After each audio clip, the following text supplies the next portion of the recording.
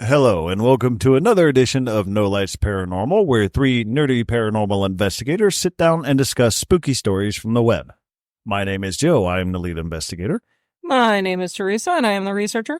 My name is Alex. I am the Baba Yaga enthusiast and the equipment setter-upper. Alrighty, introductions out the way. Indeed. So, let's talk just a little bit about... Shit. Yep, some shit here. So, Piper's Opera House, which is nowhere near us. It's actually in Virginia City, Nevada. They are having a full moon investigation Friday, June 21st at 7:30 p.m.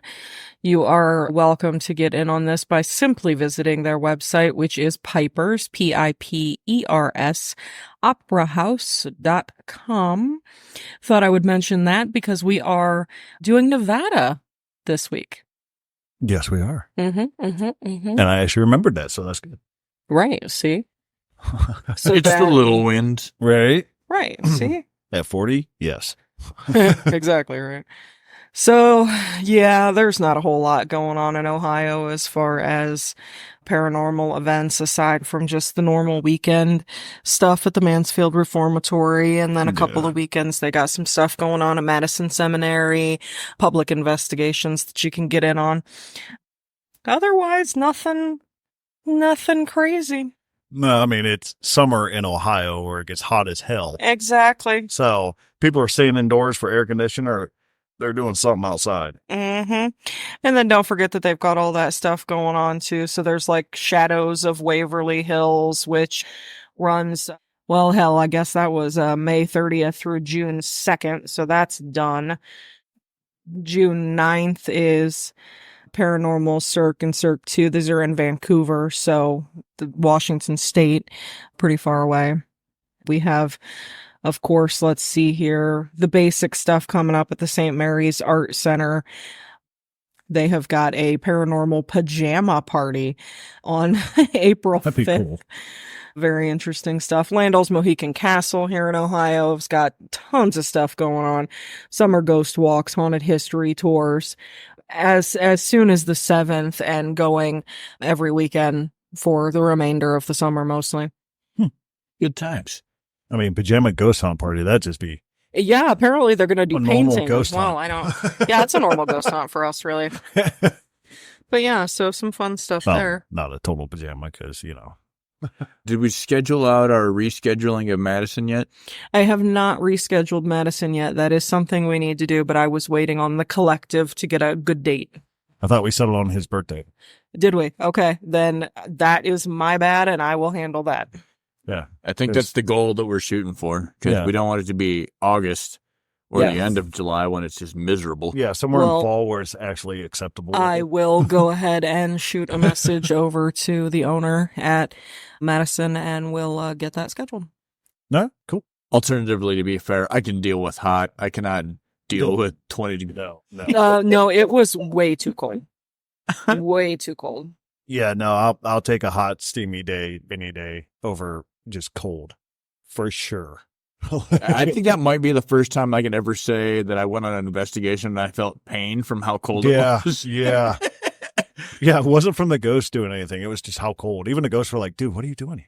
That doesn't even include like almost dying to get there. You're right. All right. So, introductions out of the way, events out of the way. I think it's time. Indeed, indeed. So, Nevada. Nevada, thank you so much. We, I think, collectively learned a lot of history about the state and, you know, different mining towns and ghost towns and casinos and all kinds of crazy shit. I do have to say, though, you guys might be lacking in actual paranormal investigators because there are very few, eyewitness stories. Yeah. So I was like, ooh, this... I actually have one, though. Oh, I love it. Yeah. I love it. So who wants to go first? I think I went first last week. I'm not sure. I'll go middle. I'll do it. Why not? All right. I'm here for a good time, not for a long time. I was just about to say that.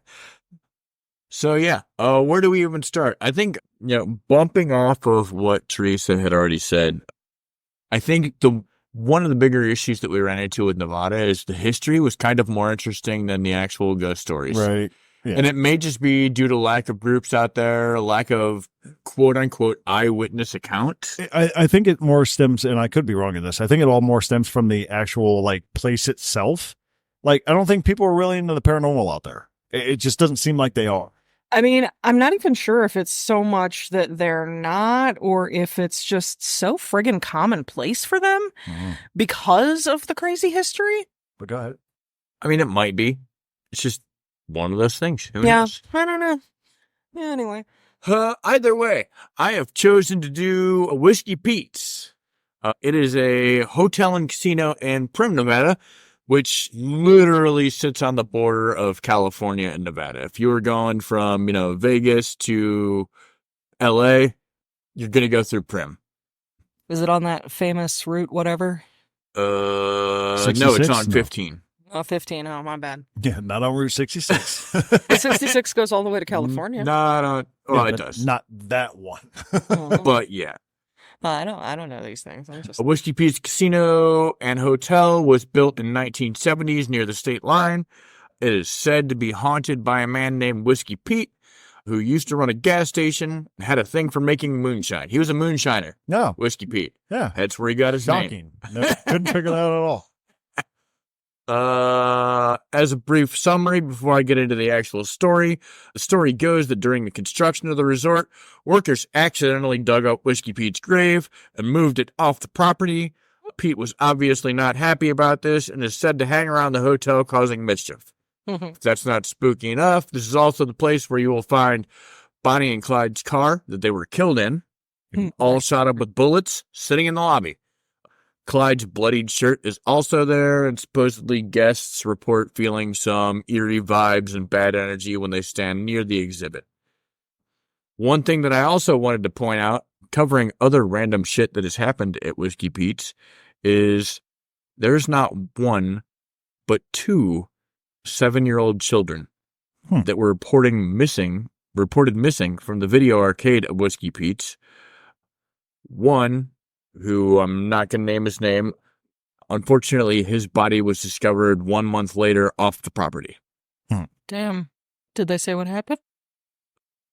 There was a man from San Diego who was later arrested on suspicion, but was acquitted of all charges in 1989. Wow. So, and I'm guessing this was a young person? Well, the boy that it happened to was 7. Oh my God.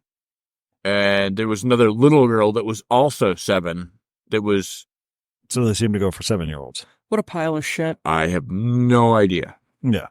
And that's my real opinion, so sorry. Nevertheless, so the legend of Whiskey Pete.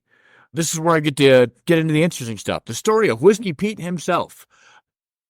There's a legend surrounding Whiskey Pete's hotel and casino in Prim, Nevada that says the place is haunted by old Whiskey Pete himself. Patrons and staff alike have reported the unnerving feeling of being watched. As they look around, they spot an elderly man wearing old-fashioned Western wear who promptly vanishes before their eyes. The legend says that Whiskey Pete haunts his former property because his grave was disturbed during the construction of the resort, and he wants everyone to know that he's still around and has his eye on things. A lot of people chalk this up to legend, again, going off what we were saying earlier, because there are never any details to the report, such as who saw the ghost and when. It's always just kind of hearsay. Well, I heard this place is haunted. I heard this person saw this, yada, yada, yada. First-hand accounts. Originally, there are people that didn't even realize that Whiskey Pete was a real person and sounded much like an urban legend. To be fair, yeah, kind of does. Yeah, it does. But it turns out Whiskey Pete was a real person, and his grave actually was disturbed. Long before the hotels that straddle the freeway in Prim, Nevada, set a small service station called the State Line Station, which was run by a cantankerous moonshiner named Pete McIntyre. Cantankerous, I like it. It's a good one. Most people in the area knew him as Whiskey Pete, and it seems like Pete was the type of guy who took no crap from anyone. Pete was very well known in Las Vegas, which, to be fair, from Prim is about a 40-minute drive into the state of Nevada. It's quite literally, Prim is quite literally between Vegas and Los Angeles. And I apologize, what Gotcha. year was this? Getting there. Okay. Nation John. Patient junk Padawan. I was just thinking that if he was like a moonshiner, then obviously, he probably had a lot to do with Vegas back in those days with all the gang activity. We'll find out. Either way, so Pete was very well known in Las Vegas, and there were a few who did not care for him much and felt that he could get away with anything. Pete is a difficult guy to trace through the historic records. He doesn't show up in the 1900, 1910, or 1920 U.S. Census. However, he does show up in the Tulare County Jail, however, in January of 1918. He was arrested for running a blind pig, otherwise known as a speakeasy.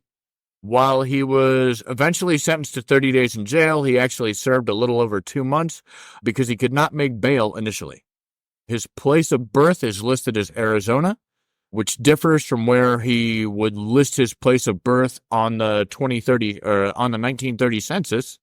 Jail records state his occupation was a minor. In 1922, he was again arrested for bootlegging, this time in Nevada, and spent 6 months in jail.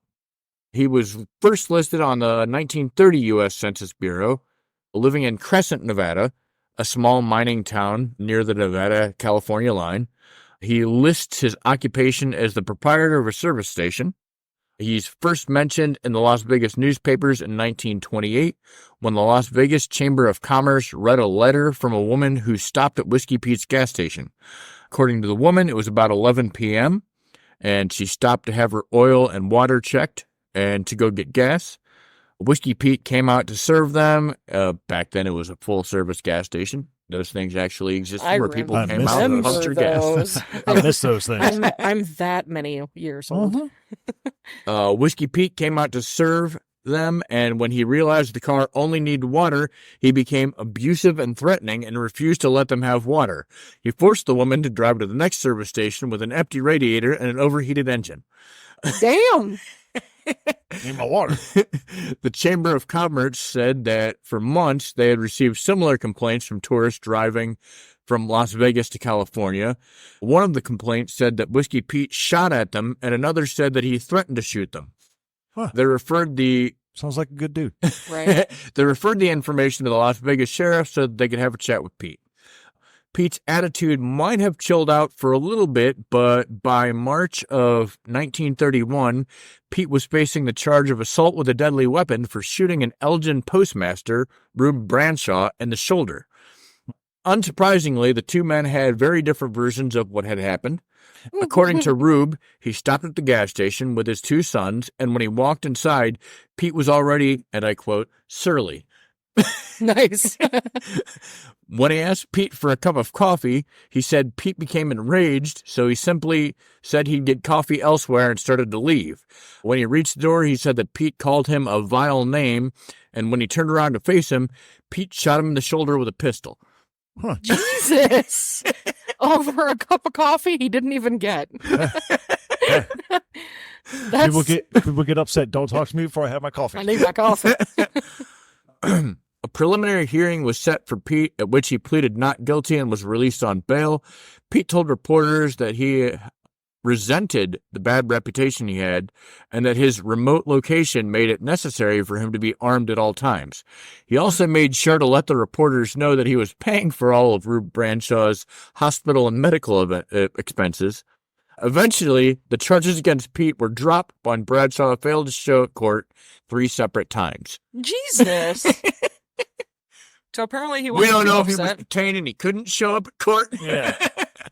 Sounds like that might be the case. That almost sounds like a, hey, look, I'm going to pay for all this, but I'm going to let you know I'm going to do it again. Yeah. Yeah. You show up, you're in trouble. So, to carry on, at some point in early 1932, Pete married a woman named Loretta Frances Enders. By October, she had apparently had enough and took him to court on charges of insanity. Shocker. Yeah. It took this long. Poor Pete. According to physicians, Pete was just fine mentally, but physically, he was likely to die in a matter of days due to miner's consumption, a.k.a. the black hole. Yeah. Miss McIntyre was the only witness against her husband and claimed that he would fly into a rage every time he sees me and accuses me of all sorts of things. Pete quickly admitted to flying into rages, but added, who wouldn't when they find their wife running around naked in the hills with other men? Oh, wow.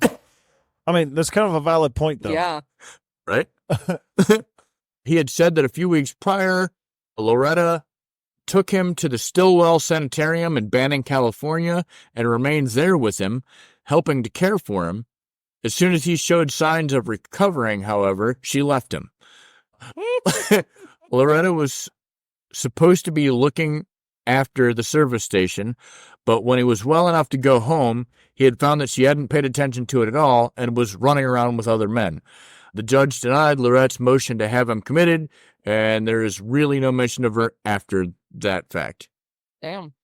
By December of 1932, Pete declared that he was too busy to die and that he was now 4 months past his funeral date.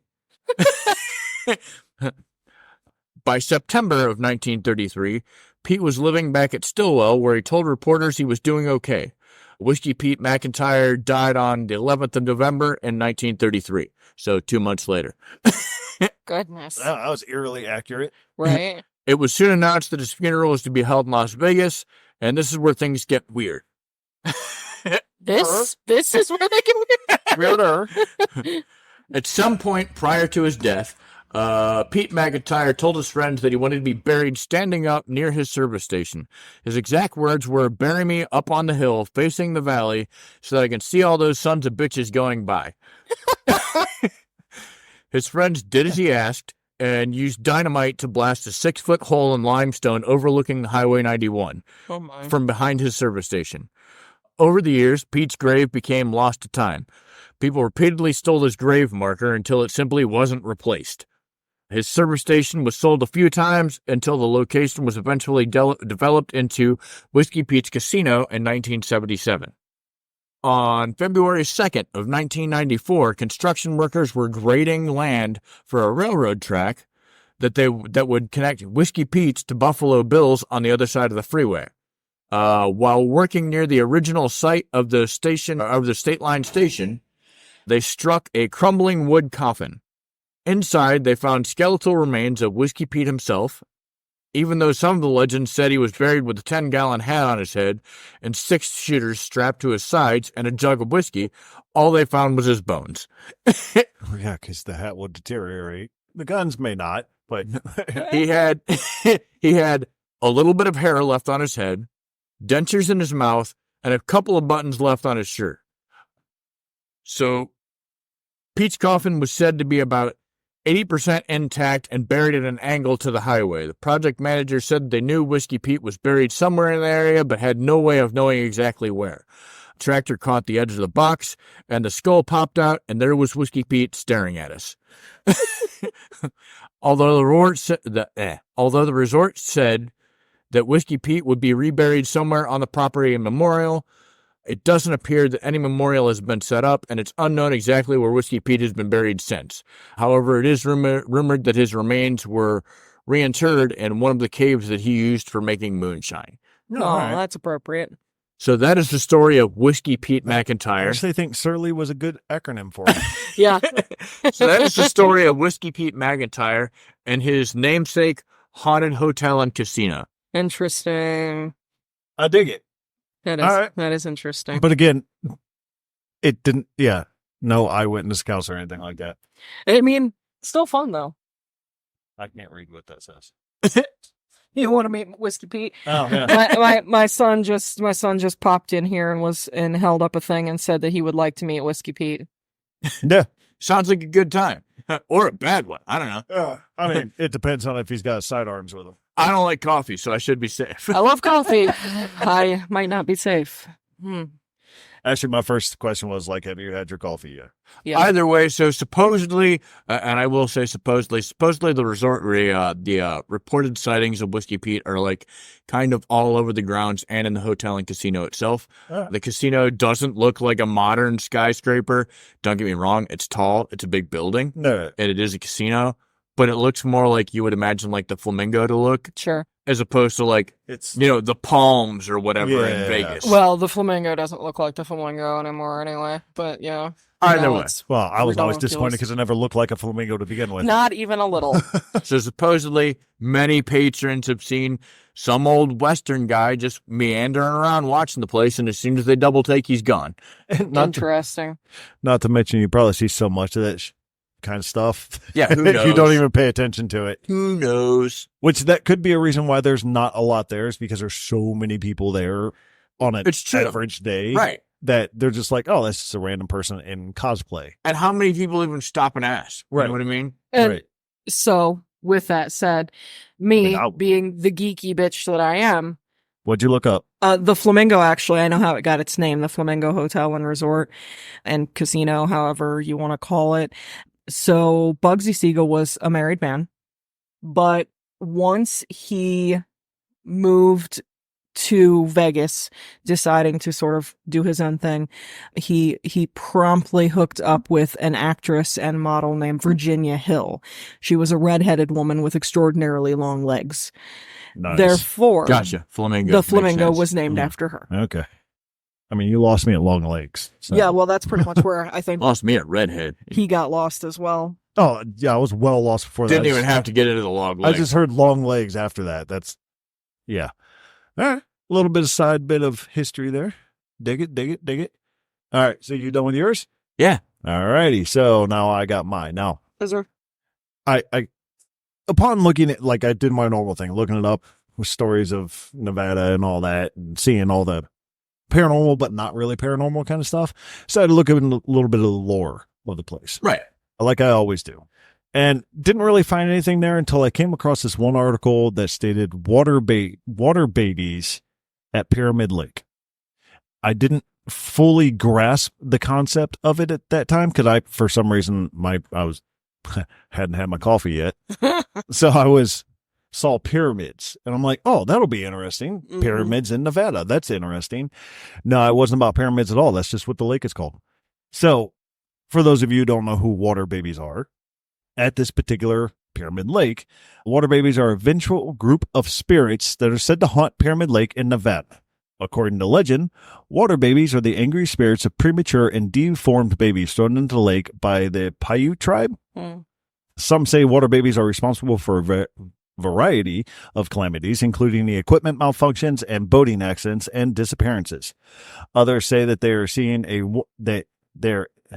Others say that hearing or seeing a water baby will result in bad luck.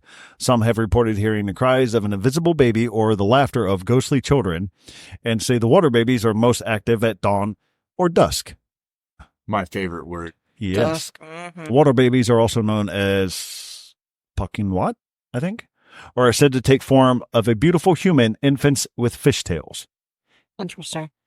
Again, mermen, I guess. I don't know. Baby Uh, women. Baby They're mer- believed to be guardians of the water they inhabit, such as lakes, ponds, or springs. So, as I looked more and more into this to find out what the fuck, I found an article by USC on it. It's the USC Digital Folklore Archives, not lives. That too. And they asked the text of it was, long ago there was a Native American woman who had 2 children. She took her children down to the river to bathe them, but they were dragged under by the current. When she discovered her children's death, she took them to the burial site to bury them. She cried so hard over her children's grave that it filled with water and became Pyramid Lake. Wow. The woman who laid by the lake to watch her children, I guess she turned to stone. To this day, her babies can be heard in the lake, and then they drag unsuspecting victims down to drown them. One of the people who did actually saw this, like I said, it's just an eyewitness account, said, I heard this story many times growing up as a kid and by visiting the lake. Pyramid Lake was on the Indian reservation, so it always had some mysticism to it. I remember some of my uncles telling me that the story, while on a boat in a lake, after they told the story, they threw me in to scare me. I guess I'm not much better than them now because I use a story to scare my little cousins and all that. Sounds like the absolute life of an 80s kid. Right, exactly. Because, I still do that to my nephews and stuff. Our parents threw us in the lake and said, sink or swim. Yeah, right. However, this person says they went and did it with their little cousin one time that he's done many times in the past. And as he was picking up a bottle of water, as he picked him up, he saw a hand on the bottom of his cousin's foot. And as soon as it crested the water, it disappeared. He says he's never went back to the lake after that. What lake was that? Pyramid Lake. Pyramid Lake? Mm-hmm. In this article, the analysis says Pyramid Lake near Reno, Nevada, is often seen as a mysterious lake, as it is a saltwater lake with no outlets. The use of tears in the legend is used to describe why the lake is salty. It's a saltwater lake. So technically it would be a sea. Yeah. Yeah. And its odd positioning without any outlets. The myth likely stems from a mysticism surrounding Native American reservations that the lake lies on. Similar to the story of poltergeist and similar legends in which Native Americans play a key role, the guilt of actions taken by American settlers has led to the stories of vengeful Native spirits, which we've all heard that again.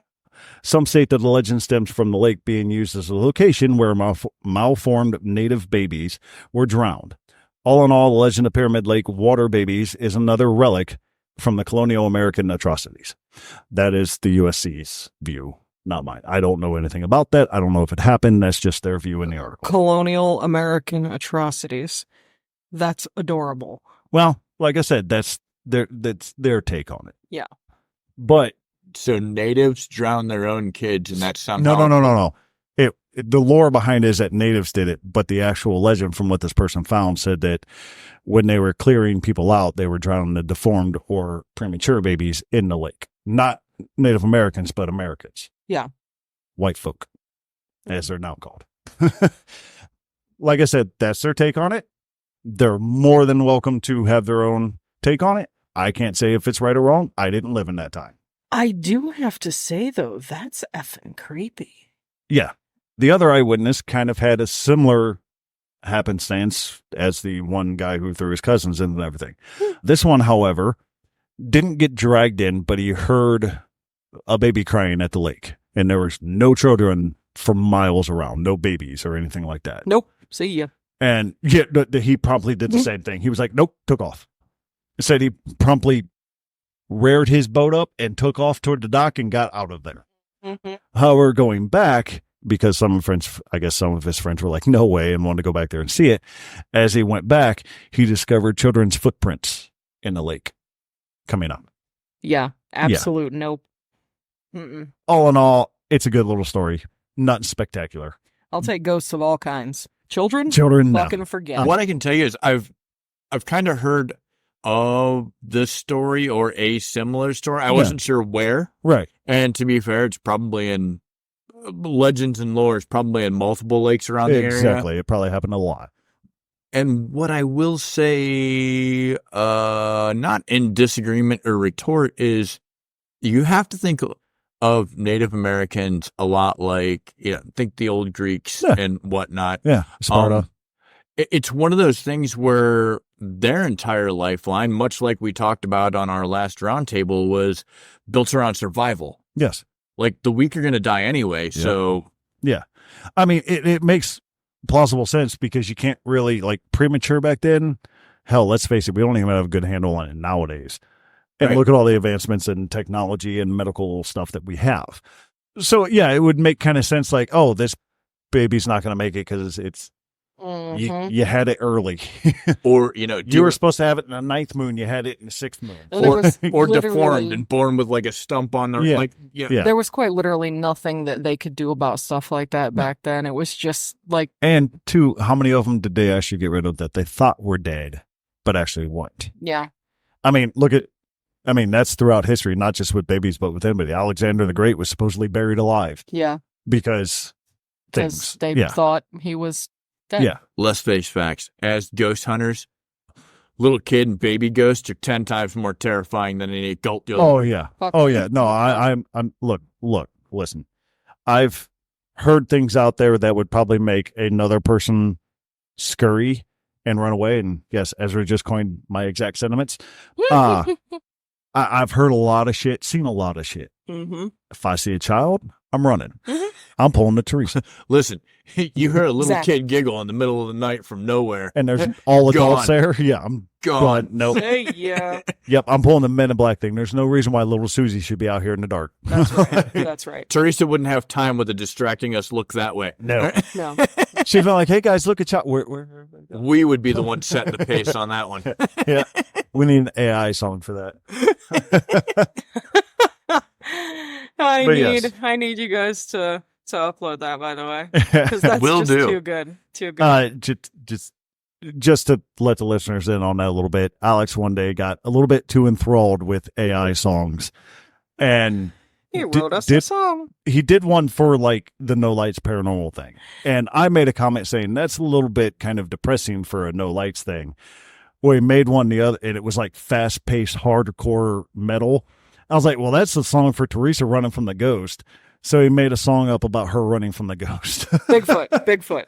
Yes, for Yes. Bigfoot, and it was absolutely hilarious. So, It was fantastic. It is fabulous. It is fabulous. Maybe you'll catch it on the end of this episode. We'll see. We'll see what happens. Maybe. I'll say probably the next one because I got to Make clip sure it and it's all download it clipped and edit it. whatnot. And But yeah, that's my story. Water babies at Pyramid Lake.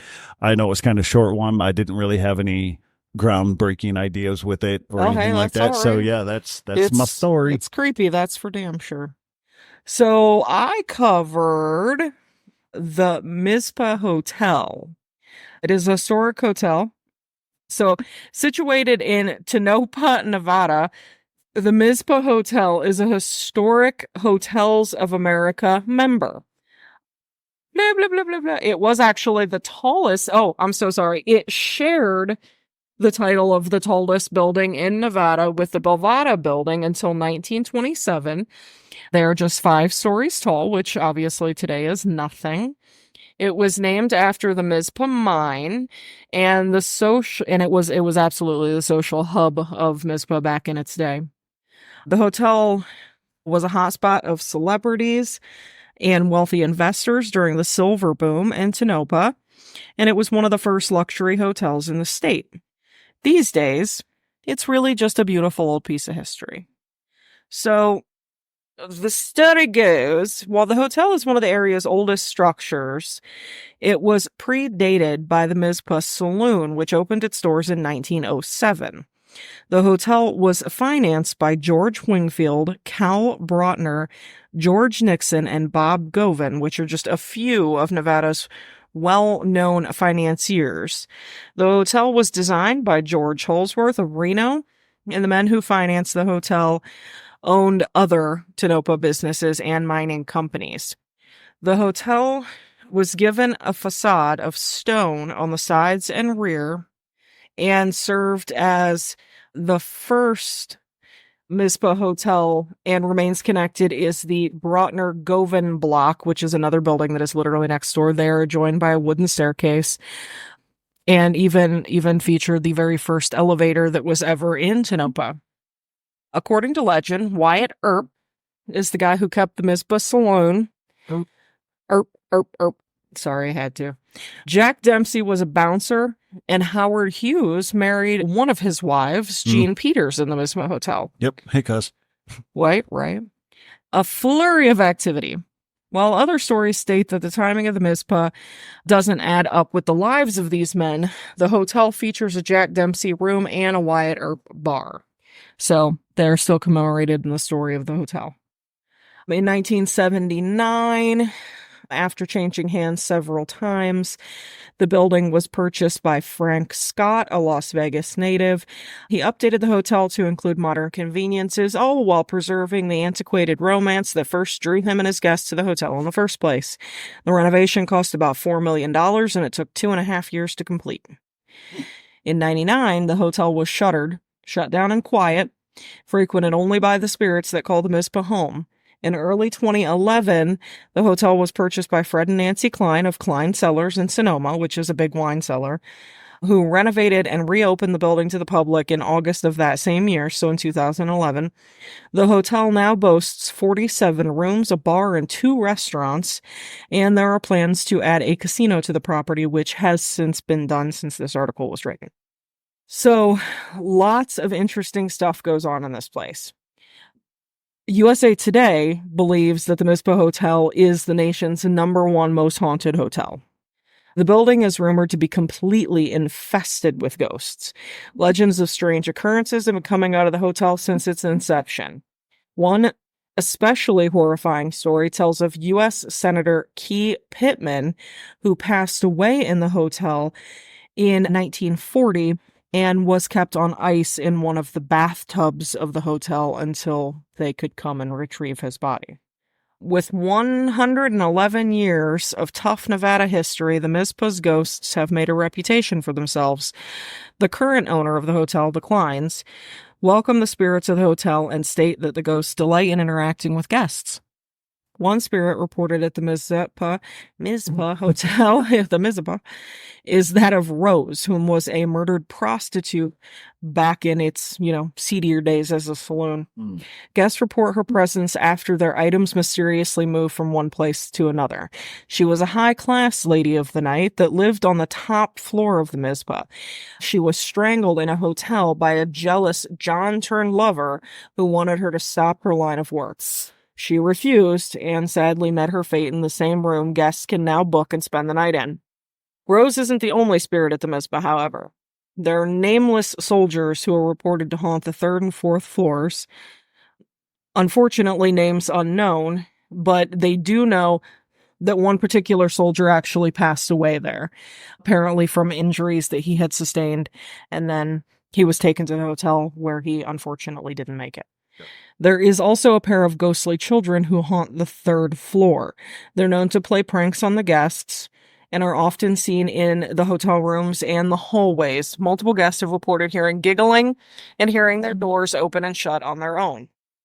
And that's not all. There were also 2 bank robbers who were murdered during a heist by their co-conspirator, and their ghosts are said to haunt the basement, giving cold chills and strange sensations to visitors and staff who happen to find themselves downstairs. There are also lots and lots and lots of hauntings around the Mizpah. The Tonopah Cemetery is literally right down the street. The Clown Motel is right down the street, which is another extremely well-known hotspot. Yeah, I was looking at that one when I was looking at it. Right. The curse of the town of Tonopah started with the Tonopah Belmont mine fire, which was on February 23rd of 1911, killed 17 miners. With the way that the mine was constructed, there were 2 shafts, an upcast and another that was downcast.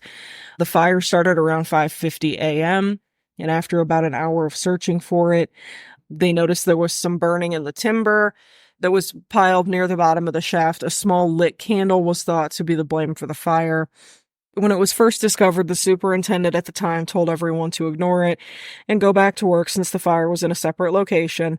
Most of the miners protested, but the threat of being fired was enough to push them deep into the mines that day, and after a few hours, the flames smoldered to life and the fire spread quickly. Men were told to withdraw, except for those that were actively fighting the fire. They pretty much scattered all over the place, which created lots of really unfortunate conditions, which trapped the miners. Exactly. And with the reversal air currents with the mine, obviously, it just made the blaze spread even faster. So, yeah, 14 of those men are buried in the Tonopah Cemetery. People report seeing strange orbs, hearing disembodied voices, screams, moans. My favorite. Right? Yeah, lots of unfortunate stuff. The Clown Motel is even crazier haunted. This place, there are actually Class A EVPs that came out of there saying the names of miners who they have verified are the names of miners who actually passed in that fire. Yeah. There are EVPs saying we mined, like we were miners, we mined, and we died that day is another big one. Yeah. Says if you go back far enough in history, the Pueblo Native Americans dressed in clown-like costumes, releasing their own personalities and welcoming possessions of nearby spirits. With their identities ever changing, perhaps clowns allow for portals into the spirit world. Even the motel's owner says that he hears footsteps and knocking from unoccupied rooms in the motel. Apparitions of a man have been reported leaving the cemetery and walking around the property at all hours of the day and night. And when one of the previous owners attempted to contact the spirit froze and promptly vanished.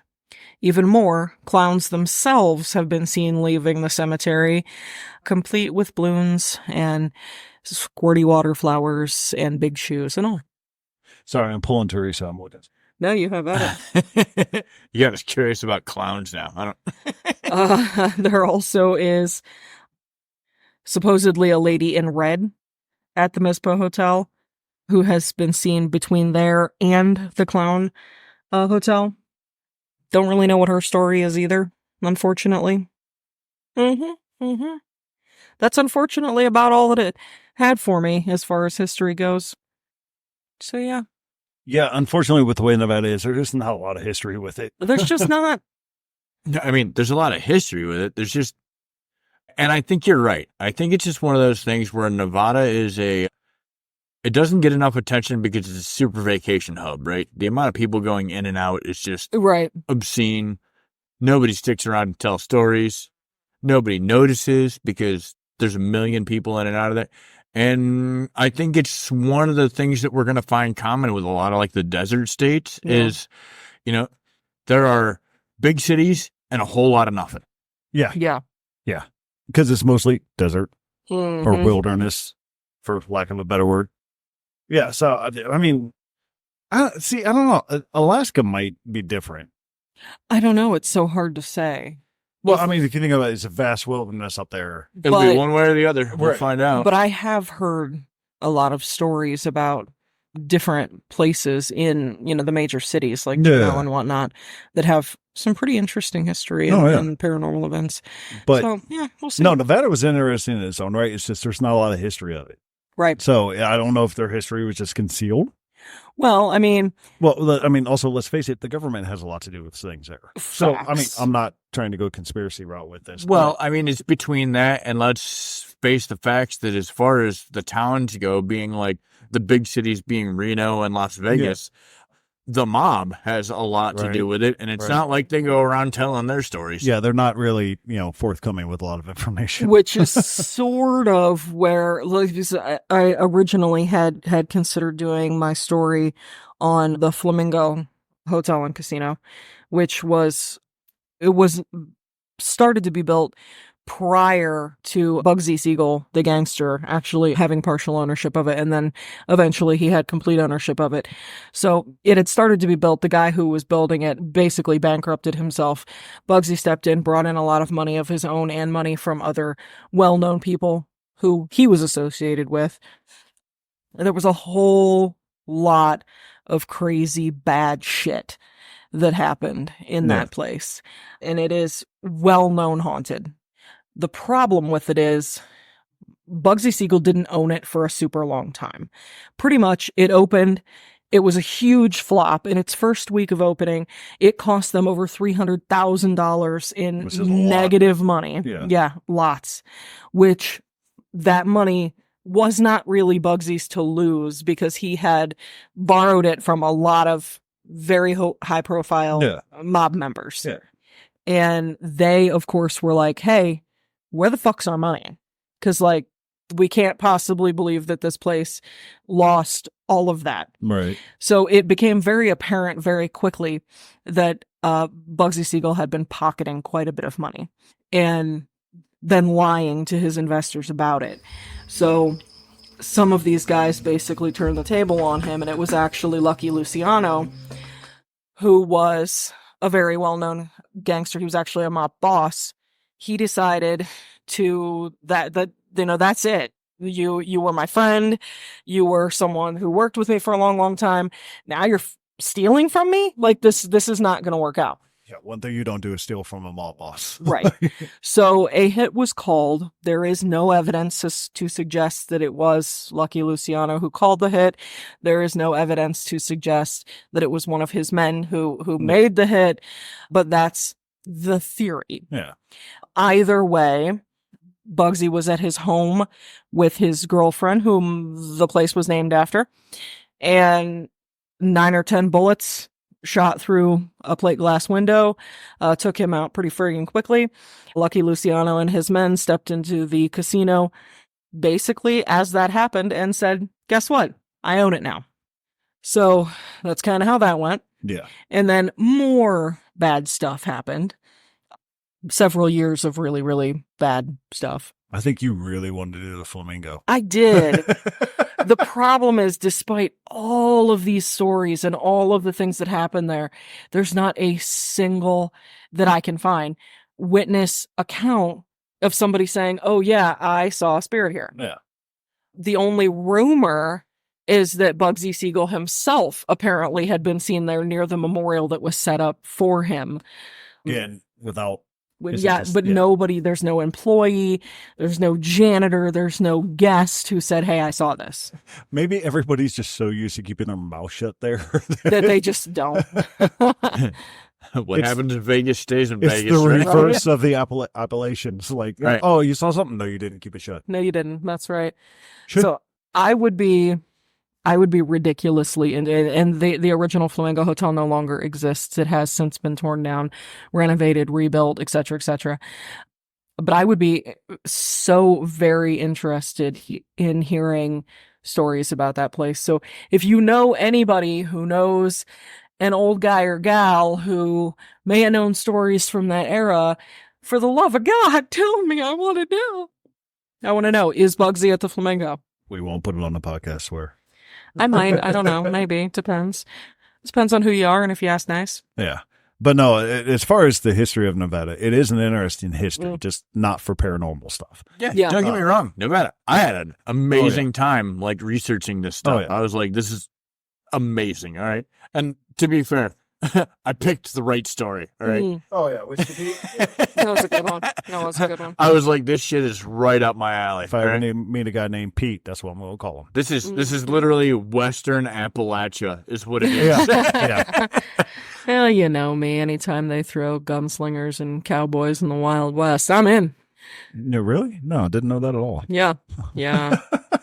Ghost towns, right up my alley. So yes. The point being, I had fun. It just was different than what I expected. Not in a bad way, in a good way. I was just going to say, it's probably in a good way because you if you guys have podcasts out there and you kind of get bogged down a little bit with some of the stuff. So this was a nice little refresher. Mm-hmm. Agreed. So where are we going next week? Well, we had options. I was going to call one, but we keep making references to it. So maybe we should just get it out of the way. Alaska? Jinx. Do we just call it Alaska and get it out of the way? Well, on the ratings, who has earned next week's slot? Or basically in stalemates at this point. It's I've got like 13 states left or whatever the number is without, I'm guesstimating 13 at this point. Pick one. You know what I mean? Cool. So cool. I had picked one, but then you guys got off on your little Alaska tangent, and I know it's sitting there like hovering in the background, and I'm like, well, maybe this is going to be the big one, like, right? But it could be, but watch, we'll go into it. It'll be like nothing. Yeah. It was a bear. We're going to get together, and we're going to be like, well, that was not what I expected. Yeah. All right, screw it. Let's do Alaska. Alaska. I love Alaska it is. So, yeah, I mean, interesting facts about Alaska is it has the largest landmass in the U.S. Yes, it has 17 of the tallest mountain peaks in the U.S. So a woods. There are over 3,000 rivers and 3 million lakes in Alaska. Let's see here. It has more coastline than the entire rest of the U.S. combined, which is 34,000 collective miles of coastline. Crazy shit. Well, it's the largest state in the U.S., and most of it sits on a coast. So, and did you also know that there are over 100 active volcanoes in Alaska? I did not know that. Huh. Neat, right? No, so we just did Alaska. We don't have to do it anymore. Yep, we're done. All right. So Alaska it is next week. I mean, listen, we got to be able to find stories in Alaska, considering they literally made a TV show called Alaska Hauntings. All right. Right. And it ran for multiple seasons. So Mm-hmm. clearly they've got some stories up there. Yeah, clearly.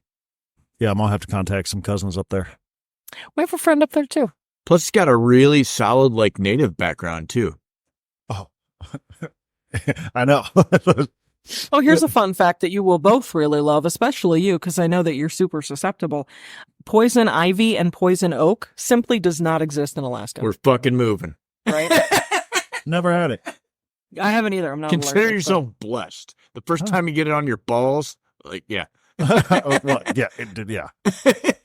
I don't. For all the male listeners out there, I think we just have a little sympathetic groan.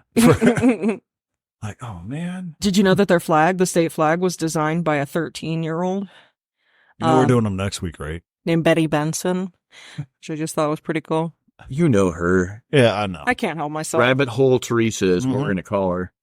And it's only 50 miles from Russia, which is pretty close, really. What are you going to do next week when you run out of facts? No, there are over 50 of them here on this sheet. I'm not going to run out. At least she's honest, folks. At least she's honest. More likely that she'll forget. I'll just cover all the same ones. It'll be fine. All right. So I believe that does it for us this week, unless I feel like that was a short episode, but actually, it was probably longer than you think, but I mean, it's I can think it only it. feels short because we've been doing real thick sods lately. Yeah.